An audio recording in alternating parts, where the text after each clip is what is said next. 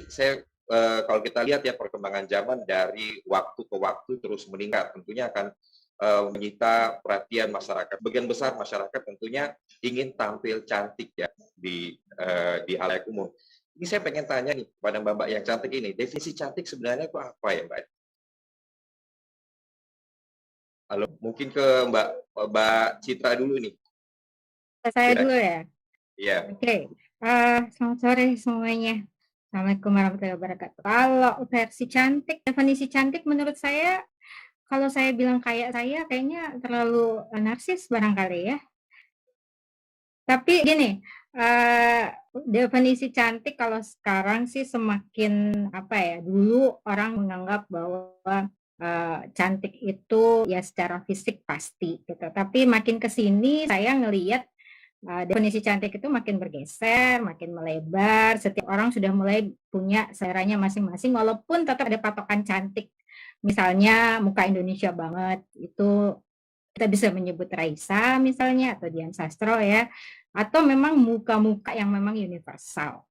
Tuh sekarang kiblatnya kalau nggak yang putih kayak Korea-Korea gitu kan, Jepang, matanya gede dan sebagainya. Dan makin sini juga orang makin ngelihat bahwa ternyata cantik itu harus pede tuh. Jadi dengan muka yang begini kalau kita pede akan jadi keren. Akhirnya cantik itu jadinya kayak deket banget sama pede. Jadi kalau versi cantik menurut saya eh, karena nggak boleh bilang seperti saya, ya menurut saya adalah kalau kita pede dengan apa yang kita pakai, maka itu akan menjadi cantik dengan sendirinya. Itu sih kalau saya. Bisa ya kayaknya. Mbak Citra, kalau kita lihat kan dengan maraknya ya skincare yang beredar di pasaran, terus di mana-mana sudah ada klinik-klinik kecantikan. Nah, ini bagaimana nih Mbak Citra melihat hal tersebut?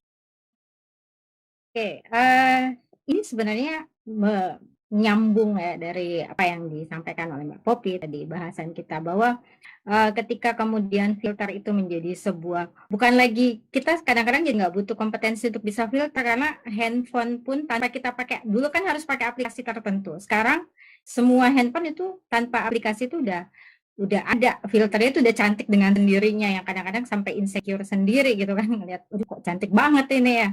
Nah, kemudian hal lain yang harus dikejar adalah karena orang tampil dengan filter, kemudian ada jokes yang mengatakan cantik karena filter doang, muka jangan difilter tapi dirawat, jokes-jokes seperti itu, kemudian akhirnya dengan sendirinya membuka peluang lagi nih yang namanya, oh iya, ntar kalau misalnya saya ketemu sama temen, atau saya ketemu sama jumpa fans nih, jumpa fans, ketemu sama temen SMA atau temen zaman SMP yang memuja-muji foto kita, karena look yang kencang dan glowing, nih malu kalau ternyata aslinya kayak gini. Jadi kemudian akhirnya benar-benar mencoba untuk memindahkan kecantikan virtual itu tadi ke dunia nyata gitu kan.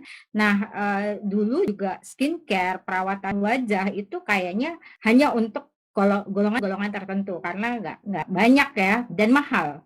Nggak banyak dan mahal. Sekarang dengan teknologi, dengan media sosial, semua orang kemudian bisa ngelihat, oh ini kayaknya skincare yang seperti ini yang cocok buat saya dan sebagainya. Apalagi kemudian ada influencer, ada beauty vlogger yang kemudian ngasih tahu kita pakai skincare seperti ini. Pokoknya kecantikan virtual ini, kecantikan digital ini akhirnya memang imbasnya kemana-mana, termasuk ke dunia wirausaha ya, di mana saya misalnya yang tidak ada latar belakang ke dunia kecantikan, misalnya bisa tiba-tiba punya brand skincare sendiri gitu, saking mudahnya skincare itu sekarang diperoleh. Tapi tentu saja yang harus diwaspadai, ya namanya teknologi selalu ada efek sampingnya, ada negatifnya, ada positifnya. Yang harus diwaspadai adalah masyarakat kita siap tidak dengan terbukanya semua peluang itu.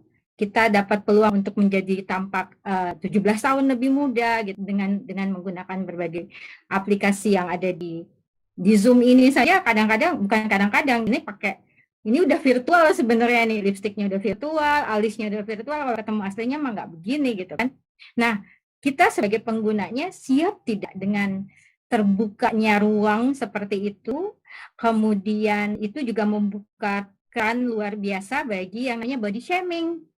akhirnya lari-larinya ke mental health lagi gitu kan, larinya ke situ, larinya ke hedonisme lagi karena gila-gilaan untuk skincare, untuk perawatan, bahkan mungkin sampai operasi plastik ya, untuk supaya itu tadi, supaya look like Barbie, mukanya biar seperti kayak animasi gitu, kayak yang ada di komik-komik gitu kan.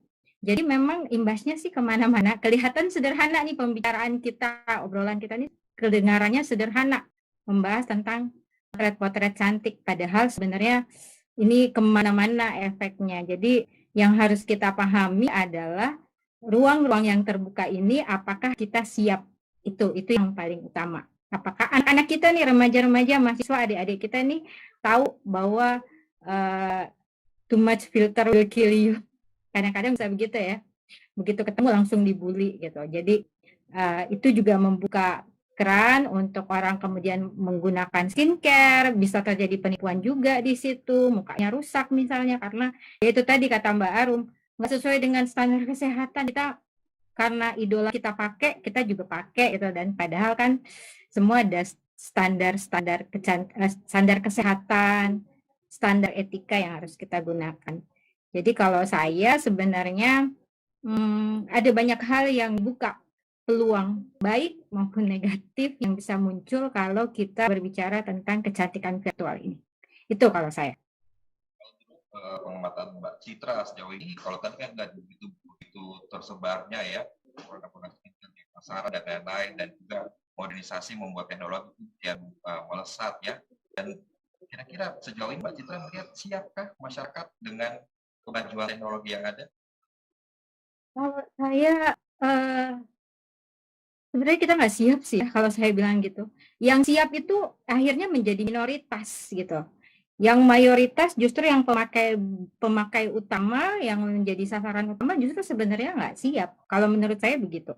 Kalau mau mundur sedikit ke belakang dulu, zaman masih ingat mungkin ya Bowo Alpenliebe ya, tahun 2018 itu kan anak usia 13 tahun dibully habis-habisan oleh seluruh rakyat gitu, hampir seluruh rakyat dibully dari berbagai status sosial, anak usia 13 tahun karena katanya satu, karena dia tiba-tiba jumpa fans padahal bukan artis, dibully lah dia. Kedua, body shaming karena katanya nggak seindah warna aslinya, ya kan filter.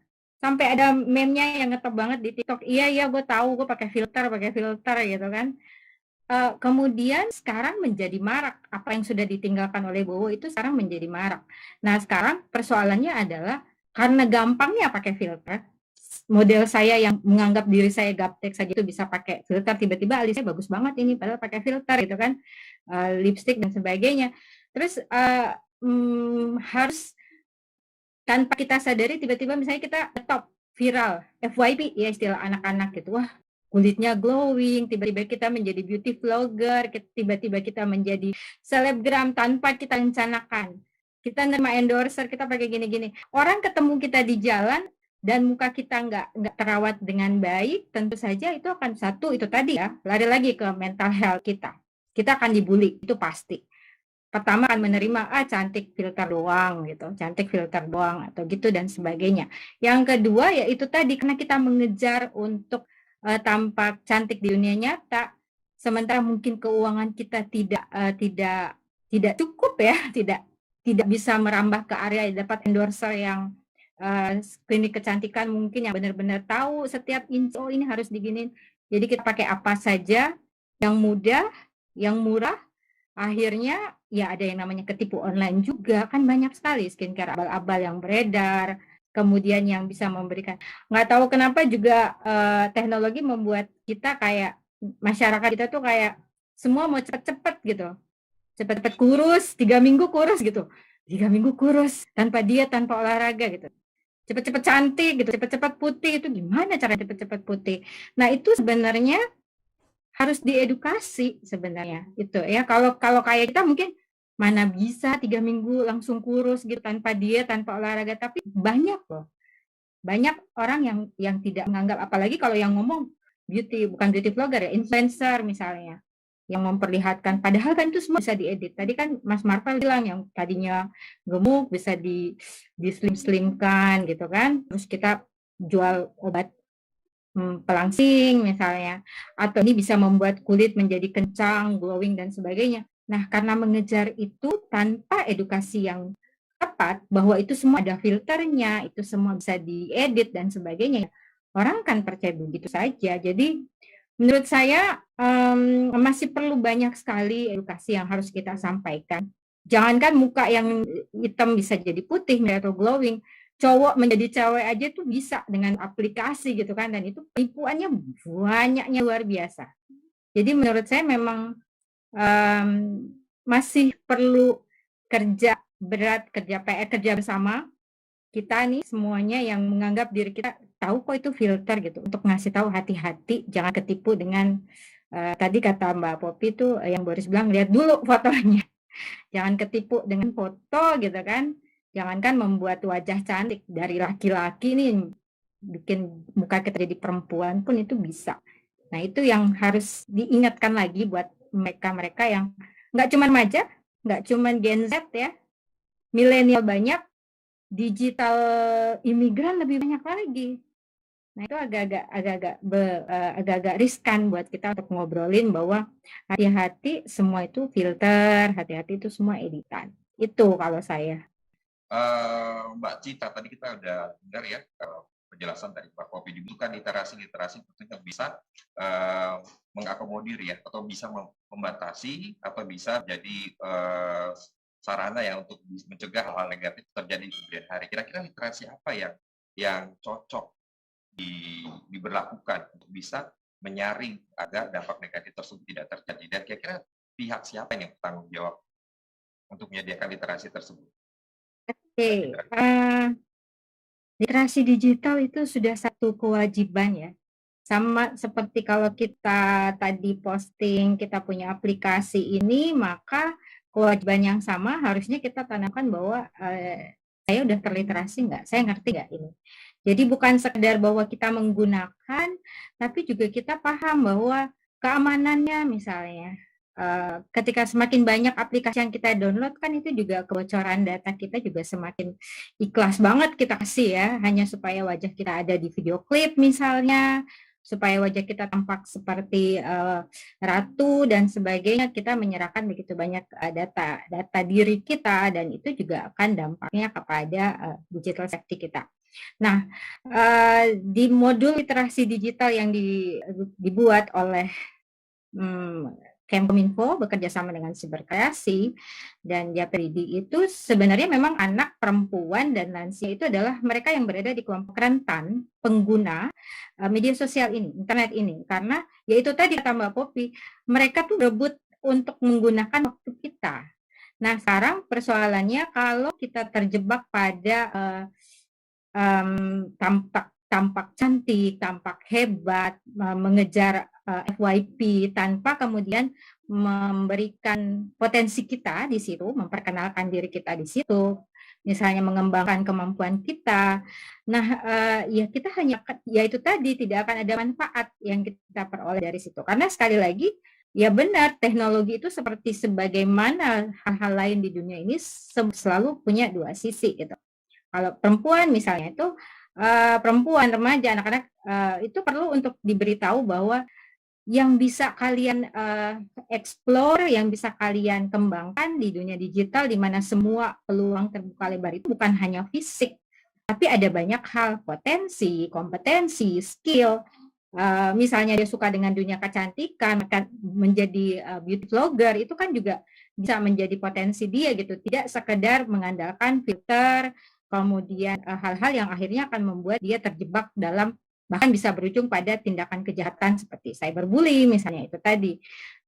Karena menurut data sendiri, cyberbullying paling banyak itu karena penampilan gitu kan, ya karena kurang literasinya para pengguna internet ini gitu, para pengguna media sosial ini. Jadi yang di kepala kita memang cuman bagaimana kita bisa update, bagaimana kita bisa, tadi kata Mbak Arum ya, kita takut banyak sekali ada fenomena flexing, ada fenomena FOMO, ada fear of missing out, ada YOLO gitu, you only live once. Jadi kayaknya berlomba-lomba kita menggunakan apa yang digunakan oleh dunia saat itu.